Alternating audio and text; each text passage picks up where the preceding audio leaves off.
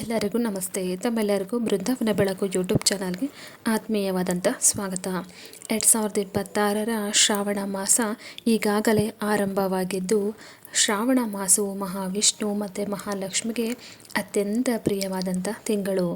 ನಾವು ಈ ತಿಂಗಳಿನಲ್ಲಿ ಮಾಡುವಂಥ ಏನೇ ಪೂಜೆ ಪುನಸ್ಕಾರ ಹೇಳುವಂಥ ಮಂತ್ರಗಳಿಗೆ ಕೋಟಿ ಪುಣ್ಯ ಅನ್ನೋದು ಪ್ರಾಪ್ತಿಯಾಗುತ್ತೆ. ಅದಕ್ಕಾಗಿ ಈ ಶ್ರಾವಣ ಮಾಸದಲ್ಲಿ ಒಂದು ತಿಂಗಳು ಮಹಿಳೆಯರು ಮುಂಜಾನೆ ಬ್ರಾಹ್ಮಿ ಮುಹೂರ್ತದಲ್ಲಿ ಏಳಲು ಪ್ರಯತ್ನಿಸಿ, ಒಂದು ವೇಳೆ ಅದು ಸಾಧ್ಯವಾಗದಿದ್ದರೆ ಸೂರ್ಯೋದಯಕ್ಕಿಂತ ಮುಂಚಿತವಾಗಿ ಎದ್ದು ಮನೆಯಲ್ಲಿ ಭಯ ಭಕ್ತಿಯಿಂದ ಪೂಜೆ ಮಾಡಿಕೊಳ್ಳಿ.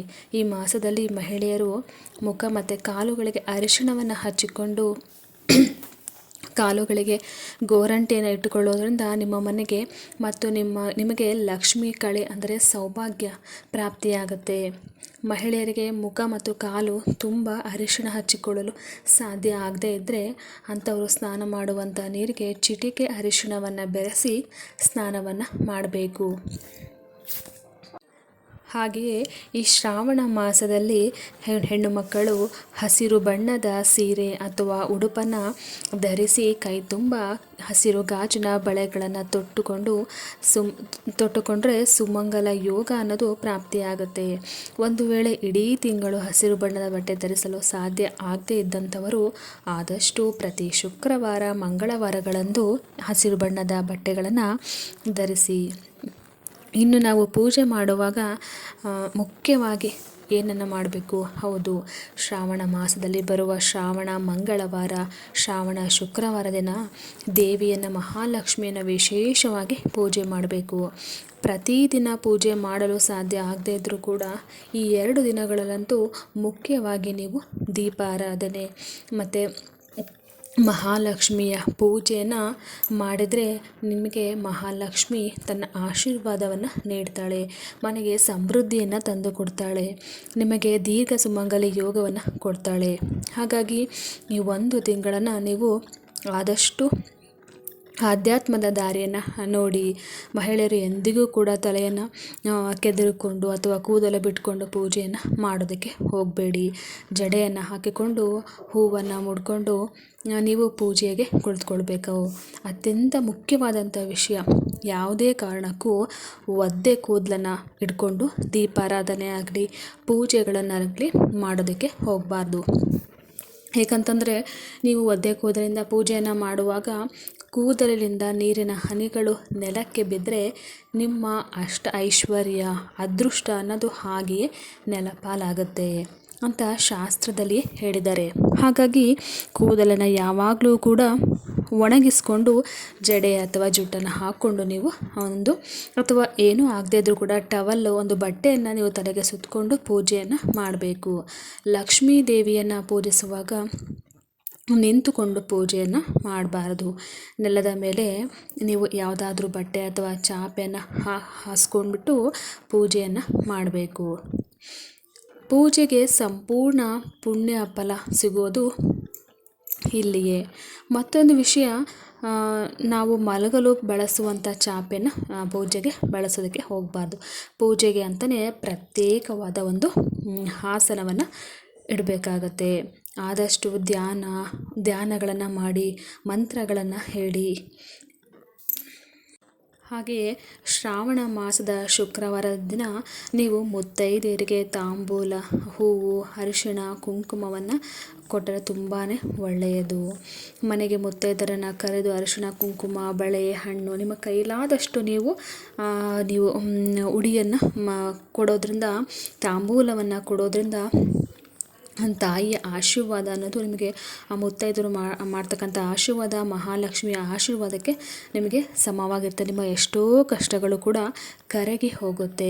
ಶುಕ್ರವಾರ ಕನಿಷ್ಠ 3 ಅಥವಾ 5 ಜನಕ್ಕೆ ಮುತ್ತೈದೆಯರಿಗೆ ನೀವು ತಾಂಬೂಲವನ್ನು ಕೊಡಿ. ಈ ತಿಂಗಳಲ್ಲಿ ಲಕ್ಷ್ಮೀ ಪೂಜೆ ಮಾಡುವಂಥ ಮಹಿಳೆಯರು ಹಗಲಿನಲ್ಲಿ ನಿದ್ದೆಯನ್ನು ಮಾಡಬಾರ್ದು. ಹಗಲು ನಿದ್ದೆ ಮಾಡೋದ್ರಿಂದ ಮನೆಗೆ ಐಶ್ವರ್ಯ ಕ್ಷೀಣಿಸುತ್ತಾ ಹೋಗುತ್ತೆ. ಮಹಾಲಕ್ಷ್ಮಿಗೆ ತಾವರೆ ಹೂವು ಅಂತಂದರೆ ಅತ್ಯಂತ ಪ್ರಿಯ.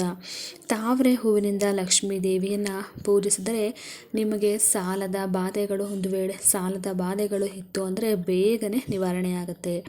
ಪ್ರತಿದಿನ ಸಾಧ್ಯವಾಗದೇ ಇದ್ದರೂ ಪ್ರತಿ ಶುಕ್ರವಾರದ ದಿನ ನೀವು ಕನಿಷ್ಠ ಪಕ್ಷ ಒಂದು ತಾವರೆ ಹೂವನ್ನಾದರೂ ತಂದು ದೇವಿಗೆ ಅರ್ಪಿಸಿ. ಒಂದು ವೇಳೆ ನಿಮ್ಮ ಮನೆಯಲ್ಲಿ ಬೆಳ್ಳಿ ತಾವರೆ ಹೂಗಳಿದ್ದರೆ ಪ್ರತಿದಿನ ಲಕ್ಷ್ಮೀ ಅಷ್ಟೋತ್ತರ ಶತನಾಮಾವಳಿಯನ್ನು ಜಪಿಸ್ತಾ ಅದನ್ನು ನೀವು ಅರ್ಪಿಸಬಹುದು. ಹೀಗೆ ನೀವು ಕಮಲದ ಹೂಗಳನ್ನು ಕೂಡ ನೀವು ದೇವಿಗೆ ಅರ್ಪಿಸಬಹುದು. ಒಂದು ತಾವರೆ ಹೂವನ್ನು ದೇವರಿಗೆ ಅರ್ಪಿಸುವುದು ಅತ್ಯಂತ ಶುಭ. ಜೊತೆಗೆ ಕೆಂಪು ಗುಲಾಬಿ, ಕೆಂಪು ದಾಸವಾಳ, ಕೆಂಪು ಕಣಗಲ ಹೂಗಳು ಇವುಗಳಿಂದ ನೀವು ಲಕ್ಷ್ಮೀ ದೇವಿಯ ಪೂಜೆಯನ್ನು ಮಾಡಿದರೆ ಧನಾಕರ್ಷಣೆ ನಿಮಗೆ ಹೆಚ್ಚಾಗುತ್ತೆ. ಮನೆಯಲ್ಲಿ ಧನಾಕರ್ಷಣೆ ಅನ್ನೋದು ಹೆಚ್ಚಾಗ್ತಾ ಹೋಗುತ್ತೆ. ಈ ಹೂಗಳು ಎಲ್ಲರಿಗೂ ಸುಲಭವಾಗಿ ಸಿಗೋದ್ರಿಂದ ಪ್ರತಿದಿನ ನೀವು ಇವುಗಳನ್ನು ದೇವಿಗೆ ಅರ್ಪಿಸಬಹುದು. ಲಕ್ಷ್ಮೀ ದೇವಿಗೆ ಅತ್ಯಂತ ಪ್ರಿಯವಾದದ್ದು ಈ ಹೂವು. ಈ ಹೂಗಳಿಂದ ನೀವು ದೇವಿನ ಅಲಂಕರಿಸಿ ಪೂಜೆಯನ್ನು ಮಾಡಿದರೆ ಲಕ್ಷ್ಮಿ ನಿಮ್ಮ ಮನೆಯಲ್ಲಿ ಸದಾ ತಾಂಡವವಾಡ್ತಾಳೆ. ಮತ್ತು ದೀಪಾರಾಧನೆ ನೈವೇದ್ಯದ ವಿಷಯಕ್ಕೆ ಬಂದರೆ ಸಾಮಾನ್ಯವಾಗಿ ನಾವು ಮನೆಯಲ್ಲಿ ಎಳ್ಳೆಣ್ಣೆಯಿಂದ ದೀಪವನ್ನು ಹಚ್ಚುತ್ತಾರೆ. ಆದರೆ ಈ ಶ್ರಾವಣ ಮಾಸದಲ್ಲಿ ಲಕ್ಷ್ಮೀ ದೇವಿಯ ಮುಂದೆ ಶುದ್ಧ ಹಸುವಿನ ತುಪ್ಪವನ್ನು ಹಚ್ಚಿ ಈ ತುಪ್ಪದ ದೀಪವನ್ನು ಹಚ್ಚಿ ಪೂಜೆ ಮಾಡೋದ್ರಿಂದ ಅತ್ಯಂತ ನಿಮಗೆ ತುಂಬ ಶ್ರೇಷ್ಠವಾದದ್ದು. ಈ ಒಂದು ತುಪ್ಪವನ್ನು ಬಳಸಿ ನೀವು ದೀಪವನ್ನು ಹಚ್ಚಿದರೆ ನಿಮ್ಮ ಇಷ್ಟಾರ್ಥ ಸಿದ್ಧಿಯಾಗುತ್ತೆ. ದುಪ್ಪಟ್ಟು ಫಲ ಅನ್ನೋದು ನಿಮಗೆ ಸಿಗ್ತಾ ಹೋಗುತ್ತೆ. ಪೂಜೆ ಸಮಯದಲ್ಲಿ ಖಂಡಿತವಾಗಿ ನೀವು ಕನಕದಾರ ಸ್ತೋತ್ರವನ್ನು ಪಠಣೆ ಮಾಡಬೇಕು. ಕನಿಷ್ಠ ಪಕ್ಷ ಹೇಳೋಕ್ಕೆ ಬರದೇ ಇದ್ದರೂ ಕೂಡ ಅದನ್ನು ನಿಮ್ಮ ಮೊಬೈಲಲ್ಲಿ ಅಥವಾ ಟಿ ವಿಯಲ್ಲಿ ನೀವು ಕೇಳಿಸ್ಕೊಳ್ತಾ ಪೂಜೆಯನ್ನು ಮಾಡಿದರೂ ಕೂಡ ನಿಮಗಿರ್ತಕ್ಕಂಥ ದಾರಿದ್ರ್ಯ ಅನ್ನೋದು ಹೊರಟೋಗಿ ಸಂಪತ್ತು ಅನ್ನೋದು ವೃದ್ಧಿ ಆಗ್ತಾ ಹೋಗುತ್ತೆ. ನೈವೇದ್ಯದ ವಿಷಯಕ್ಕೆ ಬಂದರೆ ಲಕ್ಷ್ಮೀ ದೇವಿಗೆ ಅತ್ಯಂತ ಪ್ರಿಯವಾದದ್ದು ನೈವೇದ್ಯ ಅಂದರೆ ಹಸುವಿನ ಹಾಲು, ಅಕ್ಕಿ ಮತ್ತು ಬೆಲ್ಲ ಇವುಗಳನ್ನು ಬಳಸಿ ತಯಾರಿಸ್ತಕ್ಕಂಥ ಹಾಲು ಪಾಯಸ ಅಥವಾ ಪರಮಾನ್ನ, ಸಿಹಿ ಪೊಂಗಲ್ ಅಂತ ಏನು ಕರಿತೀವಿ ಅದೇ. ಈ ಸಿಹಿ ಪೊಂಗಲನ್ನು ನೀವು ನೈವೇದ್ಯಕ್ಕೆ ನೀವು ಬಳಸಬಹುದು. ಈ ನೈವೇದ್ಯವನ್ನು ನೀವು ಆದಷ್ಟು ಒಂದು ಬಾಳೆ ಎಲೆ ಆಗಿರ್ಬೋದು ಅಥವಾ ವೀಳ್ಯದೆಲೆಯಲ್ಲಿ ಇಟ್ಟು ಅರ್ಪಿಸಿದರೆ ಅತ್ಯಂತ ಪವಿತ್ರ. ಒಂದು ತುಳಸಿ ದಳವನ್ನು ಇಟ್ಟು ದೇವಿಗೆ ನೈವೇದ್ಯವನ್ನು ಮಾಡಿ. ಆದರೆ ಯಾವುದೇ ಕಾರಣಕ್ಕೂ ಪೇಪರ್ ಪ್ಲೇಟ್ ಆಗಲಿ ಸ್ಟೀಲ್ ಪ್ಲೇಟ್ಗಳಲ್ಲಿ ನೀವು ನೈವೇದ್ಯವನ್ನು ಮಾಡೋದಕ್ಕೆ ಹೋಗಬೇಡಿ. ಇನ್ನು ನೀವು ಈ ಒಂದು ನೈವೇದ್ಯದ ನಂತರ ದೇವಿಗೆ ಹಣ್ಣುಗಳನ್ನು ನೀವು ಅರ್ಪಿಸಬಹುದು. ಹಣ್ಣುಗಳನ್ನು ನೀವು ವಿವಿಧ ರೀತಿಯ ಹಣ್ಣುಗಳನ್ನು ಕೂಡ ನೀವು ಪೂಜೆಯಲ್ಲಿ ಬಳಸ್ಕೋಬಹುದು. ಶುಕ್ರವಾರ, ಮಂಗಳವಾರ ದಿನಗಳಂದು ಈ ಮಾಸದಲ್ಲಿ ದೀಪ ಹಚ್ಚುವಾಗ ಪೂಜಾ ಕೋಣೆಯಲ್ಲಿ ಅಷ್ಟದಳ ಪದ್ಮ ರಂಗೋಲಿಯನ್ನು ಬಿಡಿಸಬೇಕು. ದೇವಿಯ ಈ ಒಂದು ರಂಗೋಲಿಗಳನ್ನು ಹಾಕಿ ಪೂಜಿಸೋದ್ರಿಂದ ನಿಮಗೆ ದೇವಿ ನಿಮ್ಮ ಪೂಜೆಗೆ ಒಲಿದು ಸಂತುಷ್ಟಳಾಗ್ತಾಳೆ. ಹಾಗೆ ಹೊಸಲಿಗೆ ಅರಿಶಿಣ ಕುಂಕುಮಗಳನ್ನು ಇಡಬೇಕಾಗುತ್ತೆ. ಪ್ರತಿನಿತ್ಯ ಈ ಹೊಸ್ತಿಲು ಪೂಜೆಗಳನ್ನು ಮಾಡಿ. ಹಾಗೆ ಮಾವಿನ ಎಲೆಯ ತೋರಣಗಳನ್ನು ಕಟ್ಟಿ. ಹೀಗೆ ನೀವು ಶ್ರಾವಣ ಮಾಸವನ್ನು ತುಂಬ ಆಧ್ಯಾತ್ಮಿಕವಾಗಿ ಭಯ ಭಕ್ತಿಗಳಿಂದ ನೀವು ಪೂಜಿಸ್ತಾ ಬಂದರೆ ಈ ನಿಯಮಗಳನ್ನು ಫಾಲೋ ಮಾಡಿದರೆ ನಿಜವಾಗ್ಲೂ ನಿಮಗೆ ಒಂದು ಅದೃಷ್ಟದ ದಿನಗಳು ಮುಂದೆ ಬರ್ತಾ ಹೋಗುತ್ತೆ. ದೇವಿಯ ಆಶೀರ್ವಾದ ಅನ್ನೋದು ಸಿಗ್ತಾ ಹೋಗುತ್ತೆ. ನಿಮ್ಮ ಕುಟುಂಬಕ್ಕೆ ಸಮೃದ್ಧಿಯನ್ನು ನೀಡ್ತಾಳೆ. ನಿಮ್ಮ ಮನೆಯಲ್ಲಿ ಲಕ್ಷ್ಮಿ ಸದಾ ತಾಂಡವವಾಡ್ತಾಳೆ. ಮನೆಯಲ್ಲಿ ಏನೇ ಒಂದು ಕಷ್ಟಗಳಿದ್ದರೂ ಕೂಡ ನಿವಾರಣೆಯಾಗಿ ನಿಮಗೆ ದೇವಿಯ ಆಶೀರ್ವಾದ ಅನ್ನೋದು ಸಿಗ್ತಾ ಹೋಗುತ್ತೆ.